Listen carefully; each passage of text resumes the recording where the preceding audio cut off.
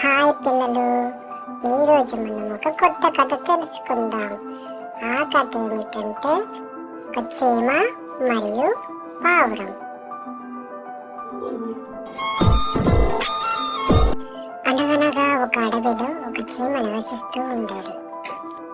ఆ చీమ ప్రతిరోజు అడవంతా తిరుగుతూ ఆహారాన్ని సేకరిస్తూ ఎంతో సంతోషంగా ఉండేది.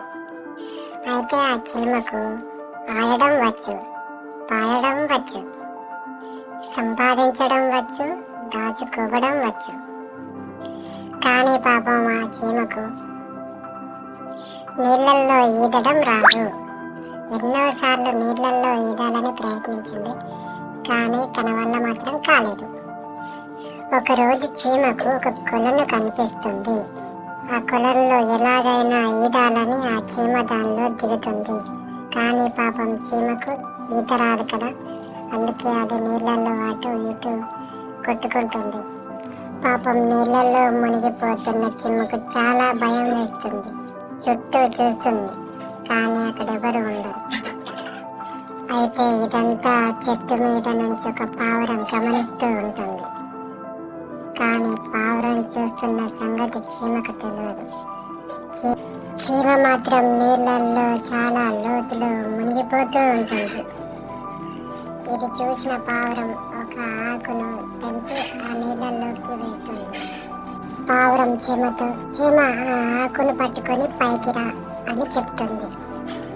చీమ ఆకు పైకెక్కి తనను కాపాడిన పావురానికి కృతజ్ఞతలు తెలియజేసుకుంటుంది. ఇది ఇలా ఉండగా ఒక వేటగాడు అడవికి వేటకు వస్తాడు. ఈ పావురం చాలా బాగుంది, ఈరోజు దీన్ని చంపిన ఆకలి తీర్చుకుంటా అని వేటగాడు మనసులో అనుకుని పావురానికి గురి పెడతాడు. ఇది దూరం నుంచి గమనిస్తుంది చీమ. అప్పుడు చీమ ఇలా అనుకుంటుంది, నా ప్రాణాలు కాపాడిన పావురాన్ని ఎలాగైనా ఈ వేటగాడి బారి నుంచి నేను కాపాడాలి అనుకుని వేటగాడి దగ్గరికి పరిగెత్తుకెళ్లి వేటగాడి కాలుని గట్టిగా కొరుకుతుంది. చీమ వేటగాడి కాలును కండ ఊడేలా కొరకడంతో వేటగాడి గురి తప్పుతుంది. అప్పుడు పావురం పైకి ఎగురుతుంది. వేటగాడి బారి నుంచి పావురం తప్పించుకుంటుంది. తర్వాత పావురం చీమకు కృతజ్ఞతలు తెలుపుతుంది. కానీ చీమ, నేనే నీకు కృతజ్ఞతలు తెలిపాలి పావురమా అంటుంది. అప్పటి నుంచి చీమ పావురం రెండు మంచి మిత్రులుగా మారతాయి.